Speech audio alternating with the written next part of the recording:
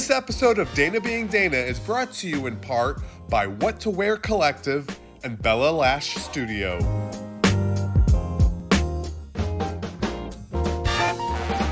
Hello, and welcome to Dana Being Dana. I'm Dana Michelle, and I'm thrilled you're with us. My show is about all different aspects of the human connection, things that bring us together, and living life intentionally. Today, we are talking about one of the ultimate human connections, motherhood, specifically mothers and daughters, and that very unique special bond. Joining me first are the ladies of the Reinerio family, Carol, Mary, Cindy, and Jill.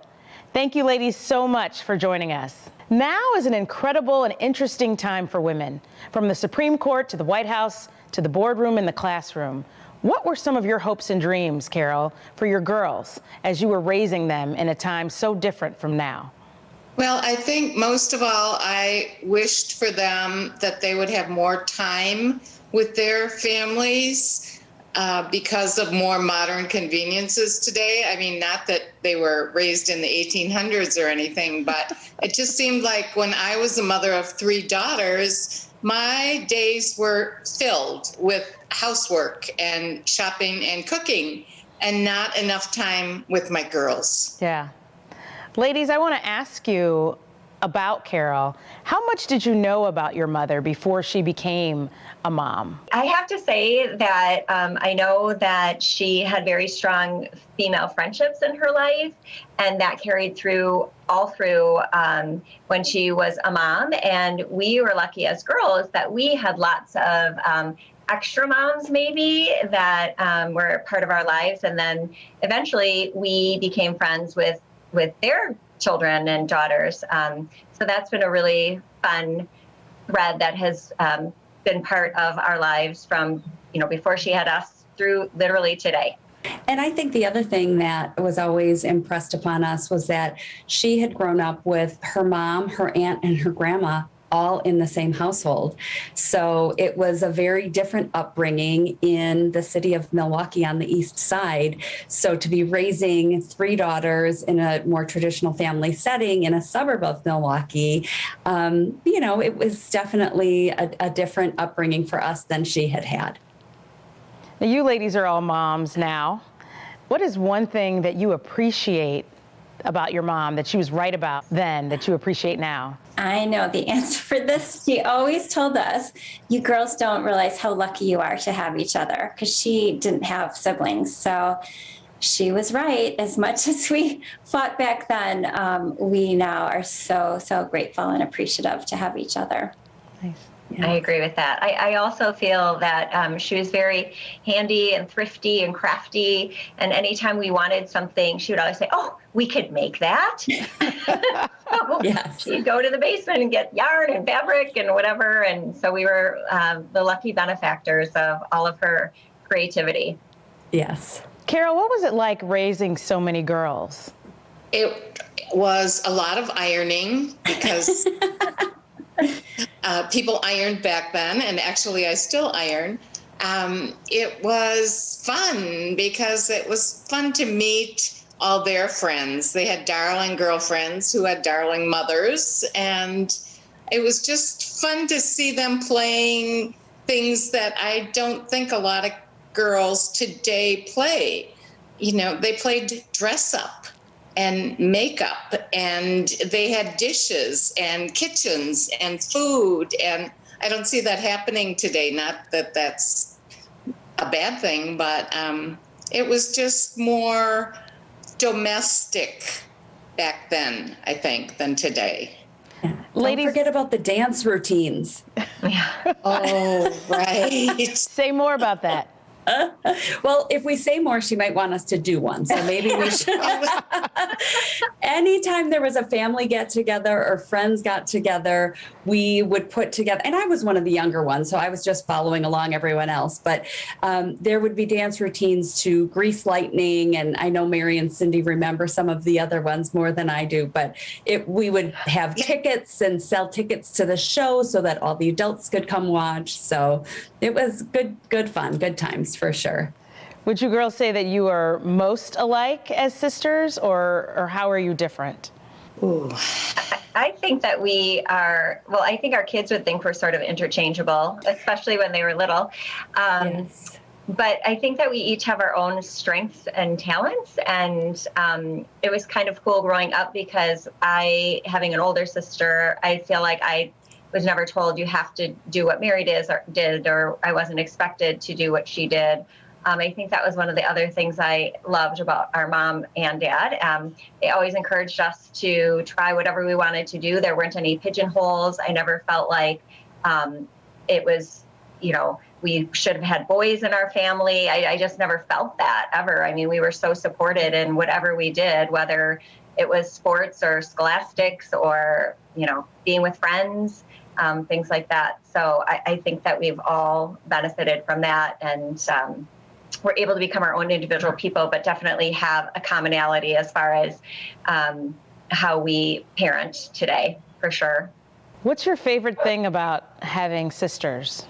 Oh gosh. Friendships. Goes without saying. Yeah. I mean, I will, if I have a chance, if I'm on a walk or driving in the car, I will pick up the phone to my mom or my sisters and think like, I don't really have anything specific I need to talk about. And an hour later, we've had a full conversation about everything: tears, laughter, friendships, the kids, what's going on with our lives. So just that security and knowing that someone is always there to listen and they care. Yeah, I feel like my sisters love my family as much as I do, and that it's such a gift. And I have friends who have siblings or don't have siblings and don't have that in their lives, and they mention that a lot, that they want to be part of our family. Yeah. Like I was thinking about that too. It's like if you would share something about one of your children with a friend, that would sound as like you're bragging, but with your sisters, they're just as excited to hear, or your mom, of course.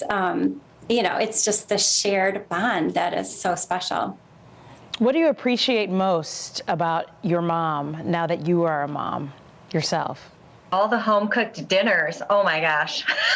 Yes. Like I can remember my mom saying, just tell me what you're hungry for. Just tell me what you want to eat and I'll make it. And now I so appreciate that because I'm like always like, well, what should I have for dinner? Yeah. I just love her devotion to always never forgetting a birthday and just always making everything so special. And I mean, to this day, we all get little gifts for St. Nick, which I know isn't celebrated everywhere across the country, but we all get a special gift on December 6th for St. Nick. She just makes everything special and memorable. Taking off of what Cindy had said earlier, her craftiness and patience, because that didn't get directly passed on to me. But now that my girls are interested in knitting, sewing, baking, crafting, anything like that, my mom has been the one to teach them to do all of that. I mean, my daughter can sew pretty much anything she sets her mind to, and I don't know how to even get my sewing machine threaded. And that was all through my mom and her patience and love of doing all that she tried to do it for us and there wasn't that interest, but it's passed on now through the generation. That's so nice. Carol, What are you most proud of when it comes to your three daughters? Oh, I think the way that they have raised their children. They each have three, and not having brothers, they all have boys. Mary has two, Cindy has two, Jill has one. And they've raised amazing young men and beautiful, caring daughters. I could just cry. They're great moms. They're great friends. They're great wives and wonderful homemakers. I could go on and on. Multi-talented. I love it. What would you ladies say as advice to people watching about relationships that are either strained, as mothers and daughters or sisters? What advice would you give families who may be struggling in these mother and daughter or sister bonds? I think it's really important to find a commonality amongst you. if it's something that is maybe outside of what your normal activities and lives are. So we really have enjoyed our family vacations and our girls' weekend getaways, things like that. Just something that can bring you together outside of what your maybe normal routine is.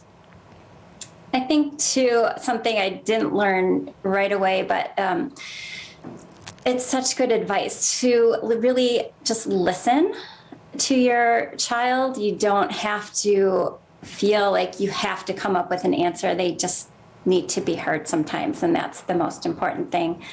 And I know too, just those teenage years, well, even toddler years, I mean, they're all have their own challenges, but you just have to remember that it's all natural. It's part of the process, and especially during the teenage years when things get extra challenging, just remind yourself that it's them pulling away. It's all part of the process. And I feel like if you set up the right boundaries of how they can talk to you and your family dynamic, like what's accepted and what's not, things can remain under control. Well, that's great advice. Thank you so much for joining us. We are talking to the Reinerio family. We'll be back with another family. We're talking mothers and daughters on Dana Being Dana. Don't go away.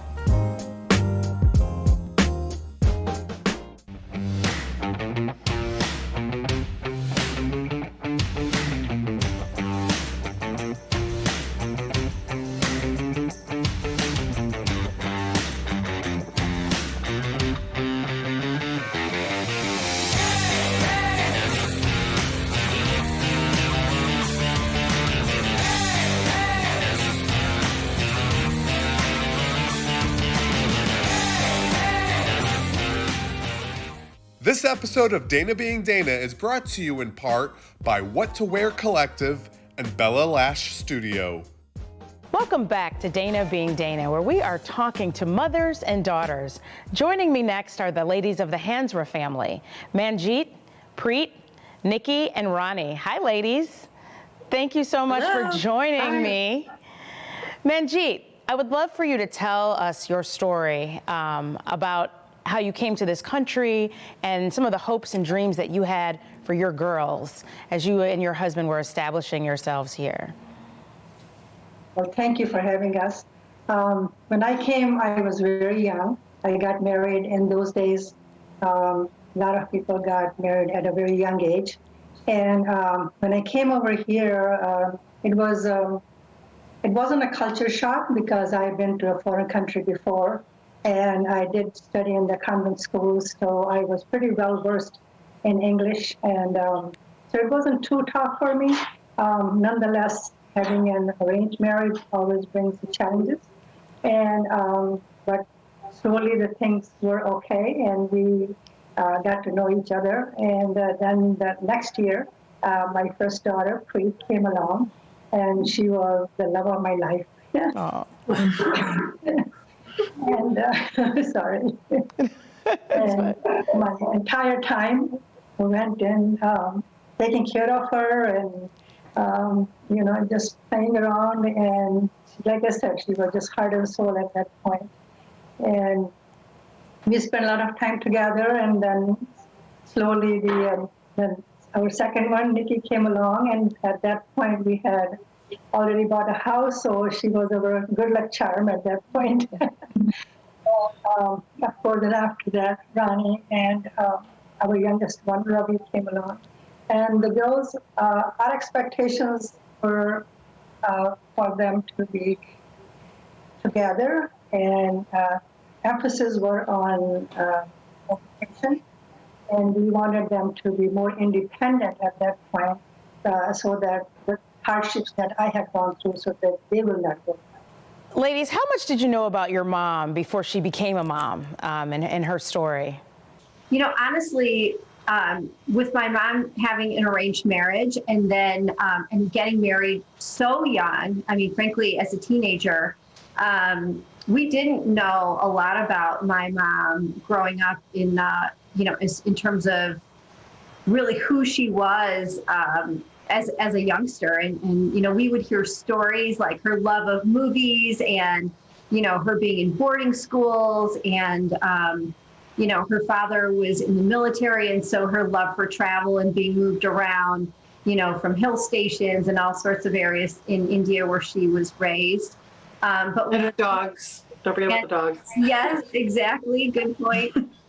But we learned a lot more that, as we grew and really had children of our own, so we could tell those stories to them, but less so really of pre-marriage. So it's been an evolving story, and we just love hearing more and more about it. Yeah. What is one thing that your mom was right about growing up that you appreciate now? I should have eaten the broccoli, probably. You should have eaten the broccoli? I was probably the most challenging from a food standpoint.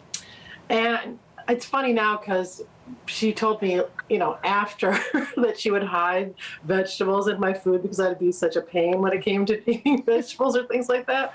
So luckily my boys like vegetables, but they're like, how do you not like this? I'm like, oh, my mom tried. She was right about it. What was it like raising so many girls? It was fun. It was challenging. We had a family dynamic so that they all played together very well. And well, of course, there were fights. They were young, but most of the time they were pretty much together. And Preet used to hold schools, so she'll teach all the others. So this way, as a matter of fact, Nikki, she skipped a grade because they all taught each other and, learned from each other. Yes, I learned my vowels early because of my older sister, so I skipped kindergarten. Wow, that's awesome. Ladies, I want to ask you, how are you most like each other, and in what ways are you different as sisters? Well, I think that we are all pretty stubborn. I think it's a common Hansra trait, but I think, in certain respects, it's really served us well because we really don't take no for an answer very easily. And I think it's reflective in our occupations and kind of how far we've gotten in life because, we really have that, never say no attitude and kind of, just pursue the goals that we set forth for ourselves. So I think it can be a good or bad thing sometimes, but we definitely all have the stubborn Hansra trait. Yeah, you want that fire until it shows up in your own child.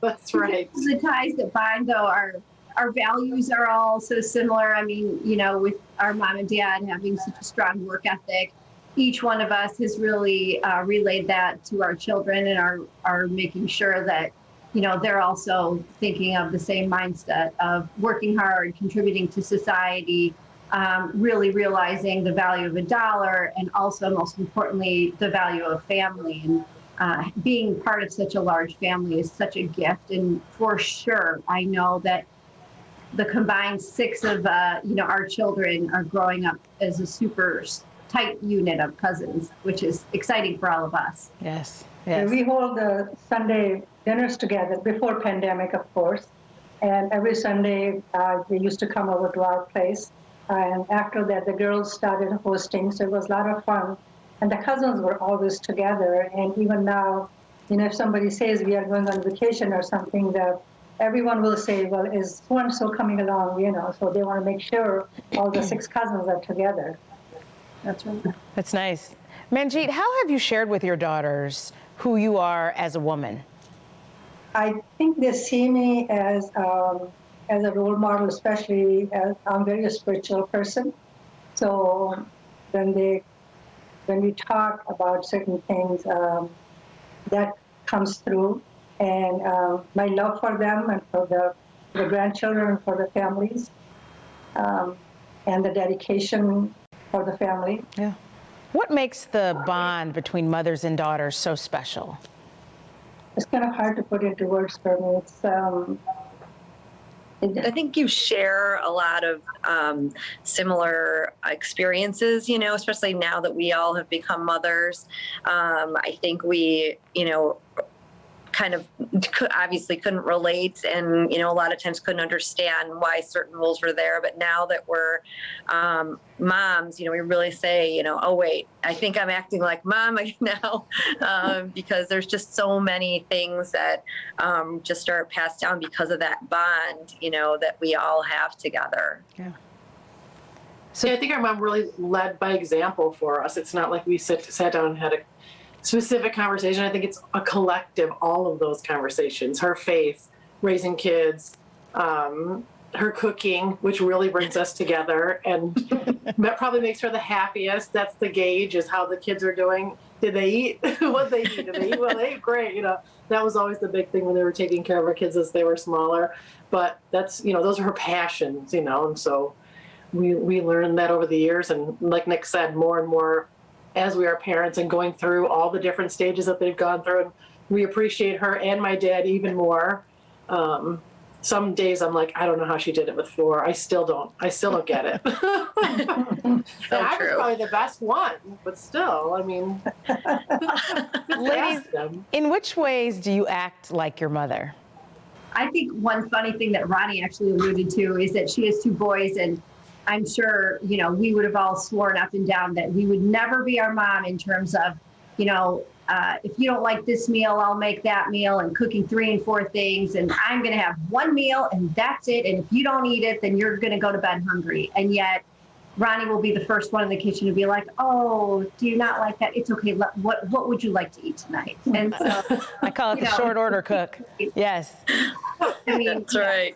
Trying to appease every single child. And I know Nikki and I do that too, but we thought for sure we would never follow that trait of our moms. And now, as a mom, you would do anything for your child. What advice would you ladies give as we celebrate Mother's Day? What advice would you give to families that may be struggling in relations between mothers and daughters or between siblings? Well, I think, what I've learned kind of through the years is that, it's really important to see the world through the other person's viewpoint. A lot of times we rush to judgment about, oh, they did this or they did that, but, really trying to, understand why someone did what they did because, through their own viewpoint, because, a lot of times it comes from a place of good, but, outwardly it may not appear as so. But I think that, once you realize where people are coming from and take them for their true worth, I think, relationships tend to become a lot easier. Yeah, I would agree with that. I would just add, to try and have really authentic relationships. I go back to that adage of don't talk to me like a kindergartner, but teach me like one, so that I know exactly where you're coming from, so that as you work on your relationships between moms and daughters particularly, that you're really coming at their relationship in an authentic way and, trying to find common purpose so that you can move forward. Well, that's great. Thank you, ladies, so much for joining me. It's been a pleasure to have the Hansra family on this episode of Mothers and Daughters on Dana Being Dana. Don't go anywhere. We'll be right back. Stay in the know at home or on the go with NCTV 17 News Update. This quick recap of everything happening in and around town will be delivered straight to your email inbox for free. Sign up today. This episode of Dana Being Dana is brought to you in part by What to Wear Collective and Bella Lash Studio. Welcome back to Dana Being Dana, where we are talking about mothers and daughters. And I could not do this episode without having my own family joining me. So I've got my mom, Dr. Gwen, my daughter, Lena, and my sister, who is joining us all the way from Arizona. Hi, Candace. Hi. Thank you so much for joining us for this conversation. So I want to ask you, what do you appreciate most about your mother? So for me, I'd have to say I really always appreciated Mom's sense of self-sacrifice. She's been willing to do whatever it takes to allow us the opportunity to explore and try out new things. And I feel like that's really given us both an opportunity to have a very full and exciting life. I would agree with you on that. Lena, what do you appreciate most about your grandmother? I like how she always is worrying about us, caring about us. She cooks and cleans around the house. She gets the groceries too. Yeah, she's great. Mom, what do you like most about being a mom? Well, I just really, really like kids, and I was ecstatic when I found out I was pregnant. The first time? The first time. The second time. The second time. Candace, do you know what Mom was like before she became our mom? All I know is from what I heard, and the things that I've heard is just that Mom has always just been a lover of people. She's always wanted to take care of other people, and she's been very dedicated for her career as well. We know she went to medical school, she spent time in the Navy, she opened up her own practice.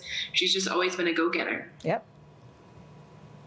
Lena, do you know what your mom was like before she became a mom? She was so sad because she didn't have a daughter. She was sad? Yeah. I was sad because I didn't have a daughter? Yes. Is that right? What is your favorite thing about having a granddaughter, Mom? You just always have a cheerleader. She's just always there making sure you're feeling good. And I get lots of pictures. I was looking at one today. They're all over my room. There's a cloud and then there's a sunshine, and Grandma, you bring the sunshine. So we're having a good time. Having a good time? Yeah, she's a little fashionista. Lena, what do you want to be when you grow up? I want to be a singer or an artist, or maybe an actor. And what is one thing that you've learned by having an aunt and a mom and a grandma in your life? My grandma and my mom, they often teach me how to, like, new cooking techniques and stuff. Yep. And my mom loves to sing. Yes, she does. Candace, what do you appreciate about being a sister? I feel like one of the best things about being a sister is just having someone who can relate to you, your experiences growing up in your family, current events, things that are going on. It's just like having that built-in confidant who can be there for you every step of the way and for whom you can also support. So that's been great. What do you appreciate about being an aunt? Best aunt ever. Being an aunt is, it's just been such a fun experience to see, like, this little extension of our family tree growing and seeing so much of each one of us, you, me, and Mom, come out in her. Yeah. So that's been really rewarding to watch. Well, I feel blessed to have such a great mom who's accomplished so many things in her life, and both, as like we've said, as a dentist, as a caregiver, and just a good person. Such a great role model for Candace and I to follow, and then also for Lena, and of course my son as well, to follow in your footsteps. So thank you. Thank you both so much for joining me. Thank you so much, Candace, for being here. You never know what kind of mother you are until you become one. Then you find yourself turning into your own mother. I am certainly proud of and inspired by my own trailblazing mom, and I try to follow in her steps daily as I raise both of my kids. If you are lucky, you are influenced by all kinds of amazing women in your life, and hopefully you inspire and encourage younger women who simultaneously raise families and achieve their dreams. Special thanks to What to Wear Collective and Bella Lash Studio, two entrepreneurial businesses owned by women who also happen to be mothers, wives, and daughters. All incredible ladies. Happy Mother's Day to all of the mothers, and much love to all of the daughters. May you all treasure your very special bonds. Hopefully you have been entertained, if not encouraged or inspired. I do not promise to be an expert, nor do I have all the answers. I'm just Dana, being Dana. See you next time.